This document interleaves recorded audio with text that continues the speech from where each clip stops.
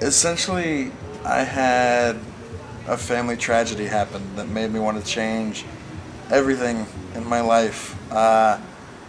Originally, I started by just trying to de-stress, and that led me into driving a cab, so I didn't have a boss, and I had cash on hand, and then that wasn't fulfilling, and so I met a comic, and they suggested that I try stand-up, and I knew I had like a paralyzing stage fright, and so I don't know if that's probably not for me. And then I wrote for 3 months before I got on stage for the first time, and I tried it.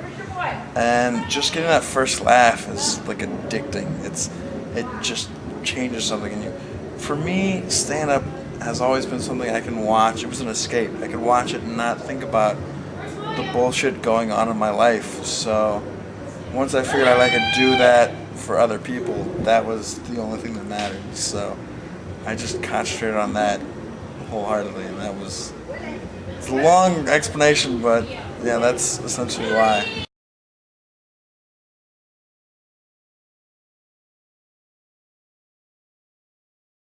It'll be 7 years, September 13th.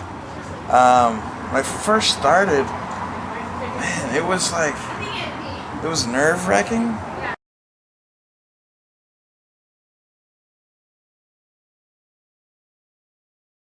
Oh man, Bill Burr, easily. I've gotten to perform with some people that prior to this I'd only ever known from watching TV, like Harlan Williams or John Panette.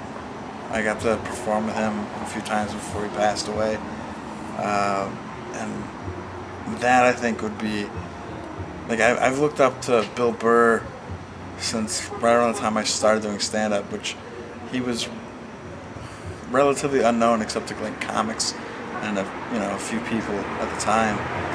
And I was saying for years when everyone was like all up Louis C.K.'s ass, I'm like, no, Bill Burr's gonna be the shit. You just watch. I feel like he's way better, and he's finally starting to get the recognition I think he deserves. But yeah, to perform with him, I think would be like the pinnacle for me personally.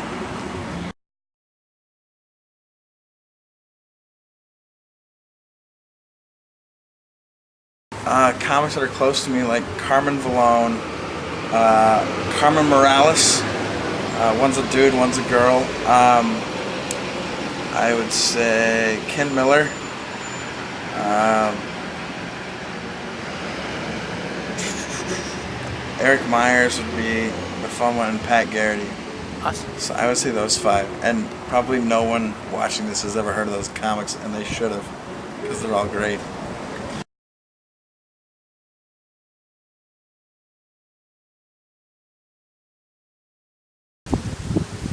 I mean, The Simpsons. I grew up watching a ton of. You know what I really like? There's a movie probably no one has seen called Pool Hall Junkies. It's just a little budget movie. If you like playing pool, I would say it's one of the best pool related movies in a long time. Um, Probably everything else I would name everyone's heard of. Not that that really matters. Shawshank Redemption is a fantastic film.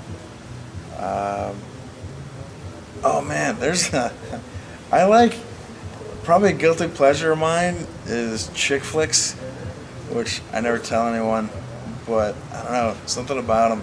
Not that I watch a shitload of them, but for all the time. But every so often, it's like I dig watching those. I like movies that are like feel good movies. There was a Queen Latifah movie. I can't remember the name of it right now.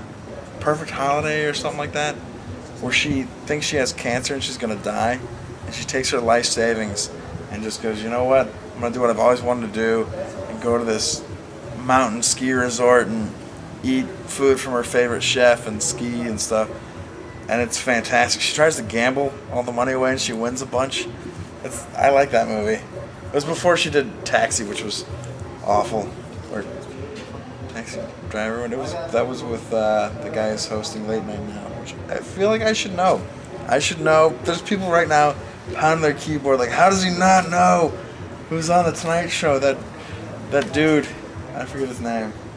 I would say there. I don't really have a favorite sketch show. I feel like, actually, you know what? All That. I'm gonna go with All That from Nickelodeon, because that was like you had Keenan and Kel and that fat white chick, who whatever happened to her? She was amazing. She was like the best part of that show, and then nothing. Because like I don't think you can choose one sketch show, because like Saturday Night Live has gone up and down and up and down and up and like the Steve Martin era of Saturday Night Live was the tits, you know, Bill Murray, those guys rolling, and then like Mad TV had some good parts to it. Matt Bronger was on that show for a while, and then Key and Peele has some like the calling your wife a bitch one, or the the insult comic. There's a I feel like any comic would completely identify with it. There's a they did a sketch where there's a comic that's insulting people in the crowd, which is a very 1980s kind of thing to do. Where just like that's your whole thing is like fuck you and you're fat, but he's roasting everybody, and I think I want to say it's Key's on stage and Peele's in the audience, and Peele is in the audience in like a motorized wheelchair, but he's like covered with burns, and he's talking with one of those voice box things, and he's roasting everybody, and then he sees him and goes, "Ugh," and goes like the next guy, and Peele's like, "You missed me," and he's like, "I don't know, there's nothing. What would you say? What would you say?" It's a fantastic sketch. He ends up roasting him, and he starts crying. Like, no, it's too mean. I thought I could take it, and everyone gets mad at him. Oh, it's fantastic. He goes from being like the most loved person in the room to the most hated in 2 seconds, and that I love it because that perfectly captures comedy to me. Because you can literally have that happen on stage. You just say the wrong thing to the wrong person.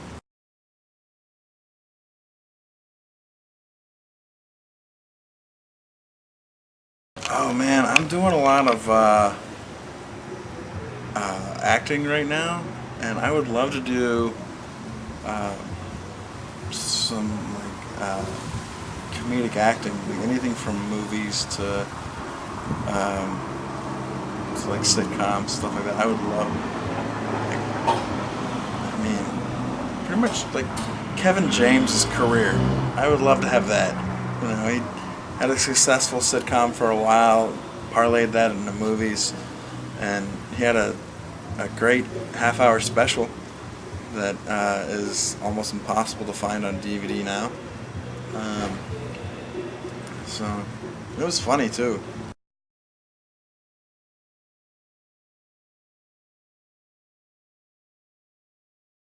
Well, in the next probably year or two, probably the next year, I think I'm gonna move to LA, because I feel like I've kind of hit the pinnacle of what I can do from Florida. I'm already traveling the country. In 10 days, I leave to go tour the Midwest for a month. Um, I'd like to tour other countries. I'm trying to make that happen.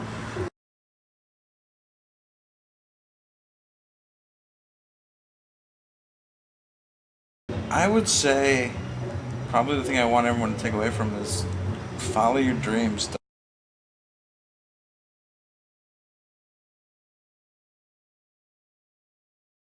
Oh man, my website is adammurraylive.com, and I've got links on there to Facebook and Instagram, Twitter.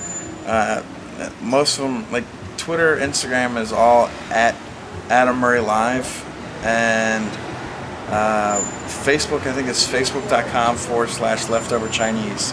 It's the one that's different, and I'm not certain why I made it different, but we'll see.